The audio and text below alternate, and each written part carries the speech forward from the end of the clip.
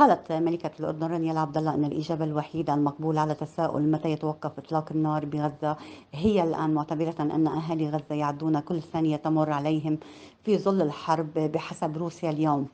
وشاركت الملكة رانيا عبر صفحتها على موقع انستغرام منشورا عبر خاصية ستوري قالت فيه أنه بعد مرور 100 يوم منذ بدء الحرب على غزة قد يكون العالم يعد الأيام، ولكن أهل غزة يعدون كل لحظة تمر في انتظار انتهاء هذا الكابوس المروع. وأضافت الملكة رانيا أنه مع كل ثانية تمر تصبح غزة موطنا لمزيد من الأطفال اليتامى والآباء والأمهات المكلومين ومبتوري الأطراف والرضع المحاصرين تحت الإنقاذ، والطواقم الطبية التي تعمل تحت الاستنزاف، والصحفيين الذين يخاطرون بكل شيء لبث الحقيقة للعالم. وختمت الملكة رانيا منشورها بالقول أنه مع كل ثانية تمر نستمر بالتساؤل كم يوم آخر سيمضي قبل وقف إطلاق النار. الآن هي الإجابة الوحيدة المقبولة قبل أن نفقد ما تبقى من إنسانيتنا إلى الأبد.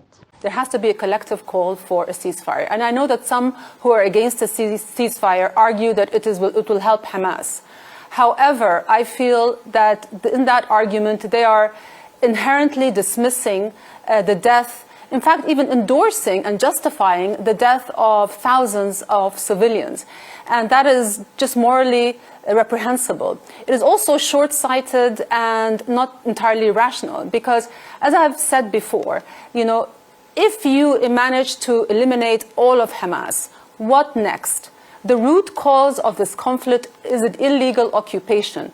It is routine human rights abuses, illegal settlements, disregard to UN resolutions and international law. If we do not address these root causes, then you can kill the combatant, but you cannot kill the cause. So on the rubble of these destroyed buildings will emerge another group more determined and more motivated to do what Hamas did. So I think Israel needs to once and for all realize that if it wants its security, the surest route is through peace. Not the strongest military or the most capable intelligence services or the Iron Dome or the separation wall will safeguard Israel's security as much as peace would. If we want to make sure that we never have to be in this situation again, we have to ask ourselves how we got there. There has to be, if violence stood between Palestinians and a better future, then they themselves will fight against this violence. I just want to give you one simple fact.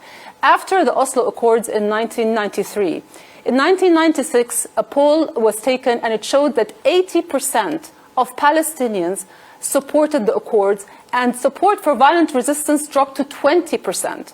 So if Palestinians had a political horizon, they themselves would be against any form of violence. But they need to be given that prospect. I think Israel deserves more from its allies than just unequivocal support. I think it deserves some uncomfortable truths, because if you are a real friend, you support your friend when they're right, but you also tell them when they've crossed the line.